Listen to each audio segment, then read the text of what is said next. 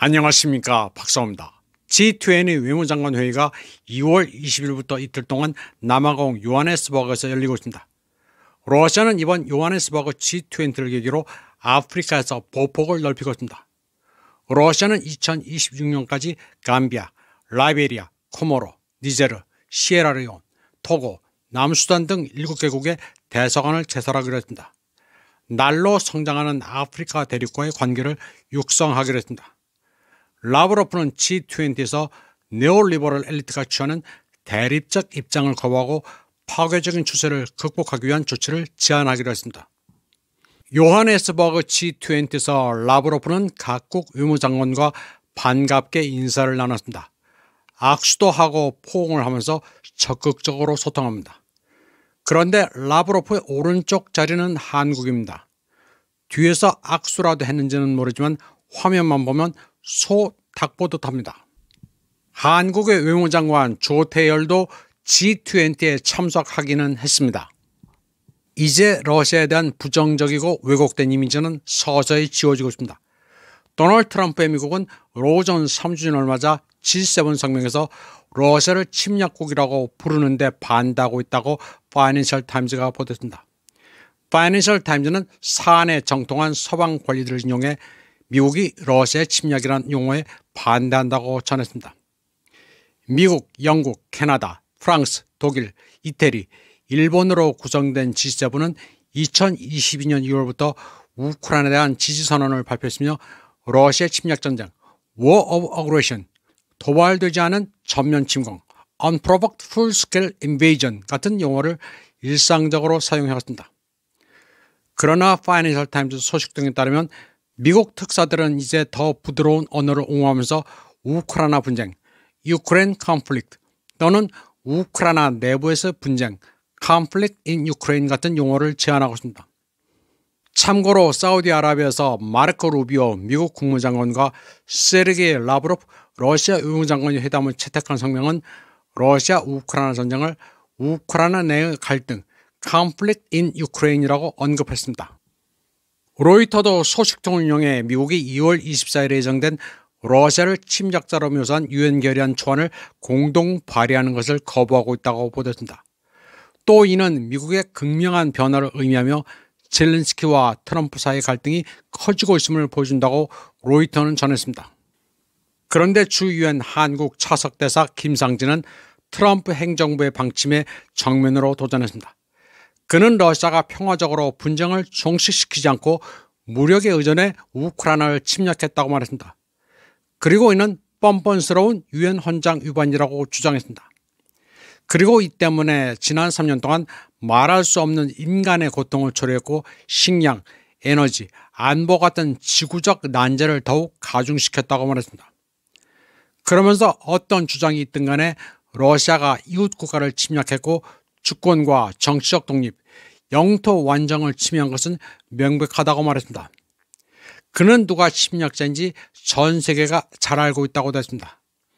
로우전이 명백하게 러시아의 승리로 규결되고 있으며 트럼프 행정부도 러시아를 침략자로 규정하지 않겠다는데 김상진 주 유엔 차석대사는 도대체 왜 이러는지 모르겠습니다. 그냥 가만히 있으면서 봉급이나 타먹으면 되지 굳이 저런 말을 왜 하는지 알 수가 없습니다. 윤석열 휘하의 한국 외교부는 진짜 문제가 많습니다. 윤석열이 하루바삐 파면돼 사라져야 하는 이유입니다. 다음 소식입니다. 로우전에 대한 트럼프의 입장은 단호합니다. 기본적으로 일어나지 말았어야 할 전쟁이며 책임은 젤렌스키와 그를 부추긴 바이든과 유럽에 있다는 입장입니다. 그리고 다 자업자득인 만큼 전후철에서 젤렌스키와 유럽이 낄 자리는 없다는 것입니다. 일부 한국인들은 이를 보고도 깨닫지 못하는 것 같습니다. 우크라이나가 러시아를 이기고 있다는 가짜뉴스를 듣고도 3년 동안이나 의심도 안 하는 자들이 많습니다. 또 트럼프가 선거도 안 치르는 독재자라고 규정한 젤렌스키를 정의 사도라면서 떠받드는 바보들이 한국에는 참 많습니다. 그런가 하면 우크라이나에 무기와 돈을 지원하는데 인색하면 안 된다고 목소리를 높이는 자도 있었습니다. 그게 거의 소위 보수 우파라는 멍청이들이었습니다. 기예프발 가짜뉴스에다 양념까지 시큼하게 쳐서 3년이나 국민들을 혹세무민한 자들이 많았습니다. 유튜버들은 돈벌이를 위해 러소포비아를 유포했고 많은 학자들도 인기를 위해 곡학 아세하는 데 정신이 없었습니다. 한국에서는 진실을 말하면 멍석마리를 당합니다. 이제 국제뉴스는 앵글로색슨의 황색 저널보다 러시아 알트를 봐야 합니다. 트럼프가 주로 참조하는 게 알트입니다. 오늘은 유럽이 맹목적인 바이든 추종으로 어떻게 버림받았는지를 명쾌하게 설명해주는 알트의 오피니언 기사 하나를 소개해드리겠습니다. 터키계 독일인 학자 타릭 시를 아마르라는 이스탄불 코치 대학 교수의 글입니다. 그는 시대의 종말이며 독일은 혼란에 빠져있다. 독일뿐만 아니라 유럽에서 판데모니엄이 경로하고 있으며 대륙은 공격을 받고 있다. 엘리트들은 이념 전쟁이 선포되면서 흔들리고 불안해하며 때로는 경악한다. 그들의 식민 봉토는 먼지 속에 남겨지고 있다. 커다란 굉음이 울려 퍼졌고 잔혹한 심판이 진행 중인데 간단히 말해 이는 유럽의 악몽이라고 말했습니다. 여기서 파란색으로 표기된 표현들은 서방 주류 매체들의 헤드라인입니다. 차례로 파이낸셜 타임스, 더 텔레그래프, 더 이코노미스트, 르몽드, 블룸버그, 프랑크푸르트 알게마이너 짜이퉁, 빌트입니다.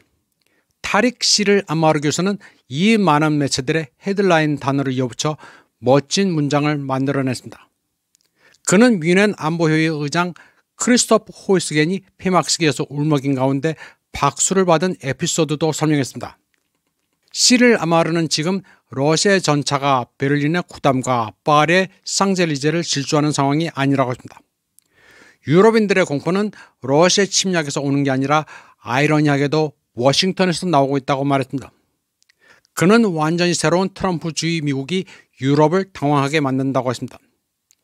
시를 아마르는 미국인들이 떠나고 있다면서 적어도 그들은 유럽연합 가신들을 챙겨주는 데 지쳤다는 것을 잔인할 정도로 분명히 했다고 분석했습니다.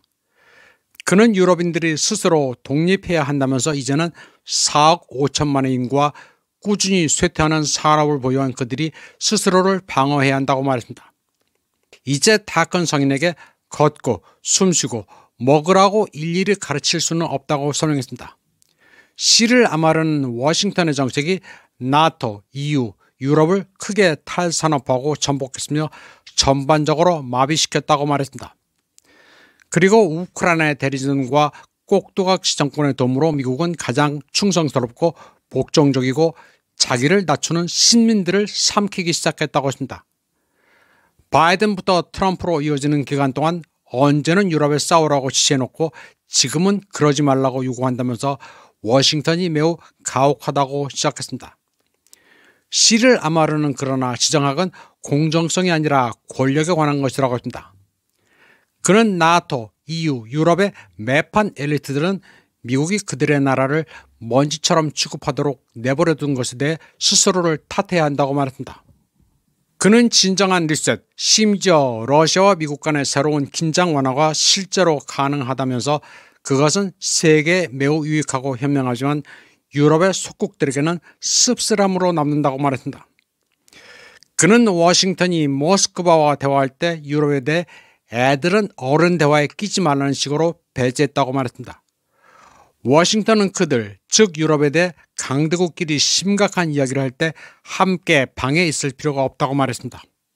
그는 체계적으로 학대당하고 속은 뒤 버림받는 것은 유럽의 자업자득이라고 결론지었습니다. 이번 방송은 여기까지 하겠습니다. 시청해주신 여러분 감사합니다.